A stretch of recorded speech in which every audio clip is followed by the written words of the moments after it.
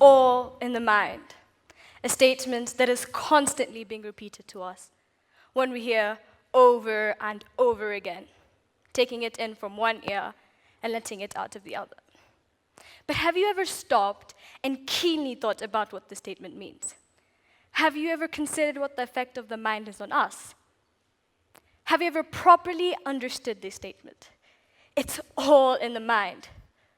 What is in the mind? Why the mind? Quite simply, the mind is powerful. It controls everything. Your thoughts, actions, decisions, emotions. Powerful enough to consequently contribute to an outcome before it is set to happen. A study carried out by Max Planck Institute for Human Cognitive and Brain Science shows that up to 7 seconds before you carry out a task, your mind already makes the decision that you will do it.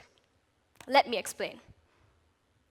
Before you actually go and perform a task, your mind unambiguously reaches the conclusion that that task will occur.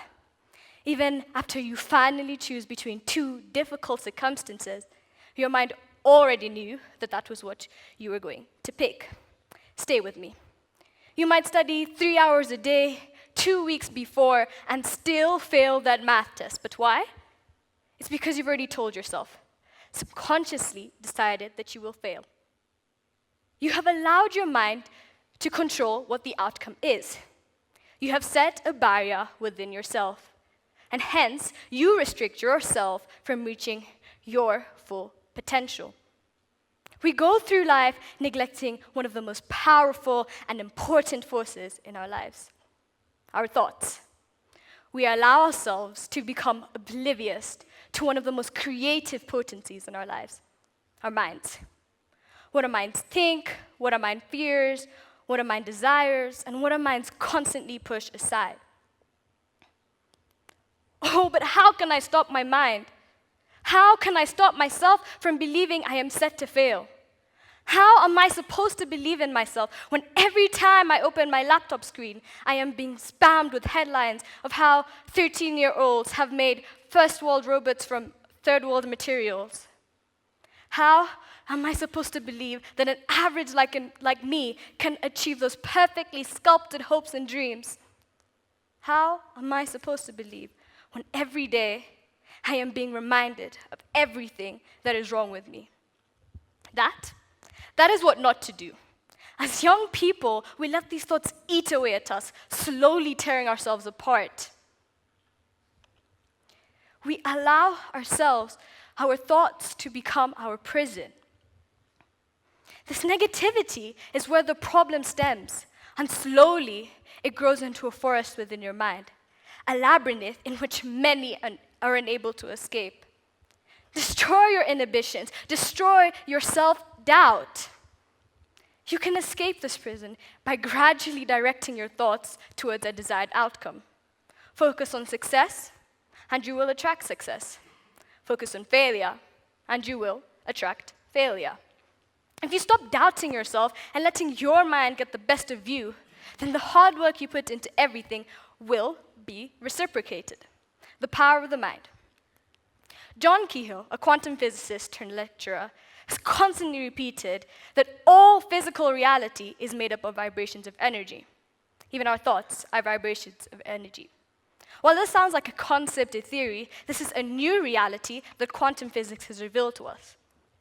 Energy has no limitations. So why? Why are we limiting our minds? Even sports psychologists have proven this theory, where if you're having a bad day on the court, track, or field, convince yourself that it is something changeable and not inevitable. That way, your mind becomes your doorway to success. Your mind becomes your path to prosperity, no matter how dire the situation is, or rather, seems to be, because you are in control. In an age where our worth is defined by the number of likes on our post, our self-confidence determined by strings of heart-eye emojis commented, and ultimately controlled by people behind phone screens, it is important to be able to limit how much these affect you. Suicide rates, teens with anxiety, depressions, and drug addictions have rapidly increased with the vastly improving technology. We tend to succumb to what others say of us, and because it is human nature to form habit, it becomes a habit within your mind. You end up criticizing yourself based on opinions of others.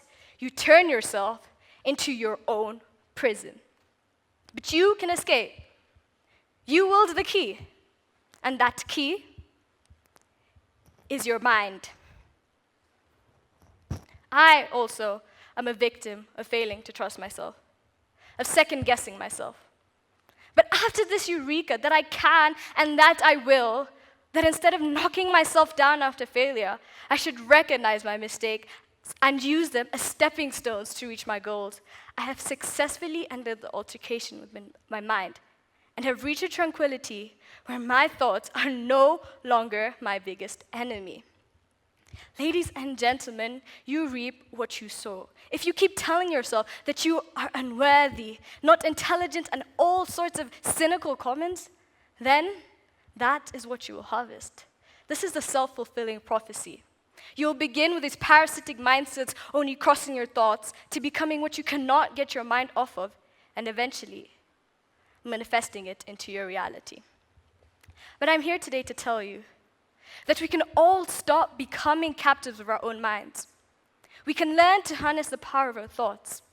And only then, after breaking this barrier within our minds, within ourselves, will we be able to go out into the world and conquer our aspirations, one positive thought at a time. Thank you.